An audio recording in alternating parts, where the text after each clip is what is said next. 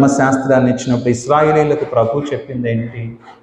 అయ్యా, ఎవరైనా పొరపాటుగా పాపము చేస్తే, తప్పు చేస్తే, ఇదిగో పాప పరిహారార్థ బలిని అర్పించండి. ఆ బలిని అర్పించడానికి వచ్చినటువంటి ఇశ్రాయేలీయులు దేవుని యొక్క సన్నిధిలో ఆ బలి తల మీద చేతులు ఉంచి, అయ్యా నేను పొరపాటున ఈ తప్పు చేశాను, నన్ను క్షమించయ్యా అని ప్రభు దగ్గర వేడుకోండి. ఇక్కడ బలి ముఖ్యం కాదు, దేవుని యొక్క కనికరమే ముఖ్యం. కానీ ఇశ్రాయేలీయులు దానిని ఎలాగ మార్చివేశారు?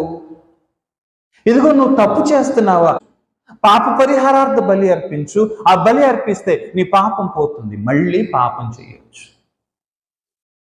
ధర్మశాస్త్రమును ఆధారము చేసుకొని పాపము మనలను ఏలుచుండెను అంటాడు పరిశుద్ధుడైన పౌలు.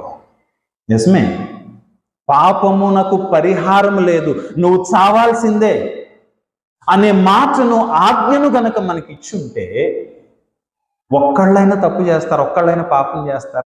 కానీ ఇదిగో నువ్వు పొరపాటుగా పాపం చేసావు కదా బిడ్డ, ఆ పాపాన్ని నేను పరిహరిస్తానయ్యా, ఇదిగో ఈ పని అయితే నువ్వు చెయ్యి.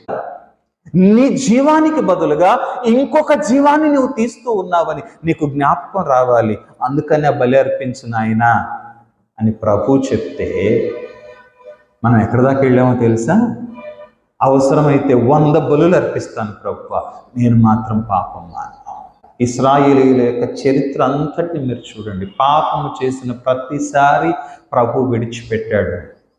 దీనదశలోనికి వెళ్ళారు, శత్రువుల చేత అణిచివేయబడ్డారు. ఆ దీన స్థితిలో ప్రార్థన చేస్తేనట ప్రభు అనుకున్నాడట, పోన్లే గాలి విసిరి వెళ్తే మళ్ళీ తిరిగి రాదు కదా, వీళ్ళు కూడా అట్టాటోళ్లే.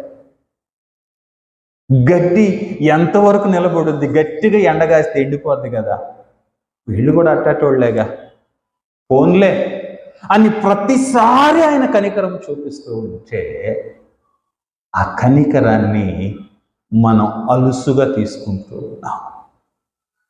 మన గుండెల మీద చేసుకొని చెప్పుకున్నాం, పుట్టిన దగ్గర నుంచి ఎప్పుడు తెలిసి తప్పు చేయలేదా, తెలిసి పాపం చేయలేదా?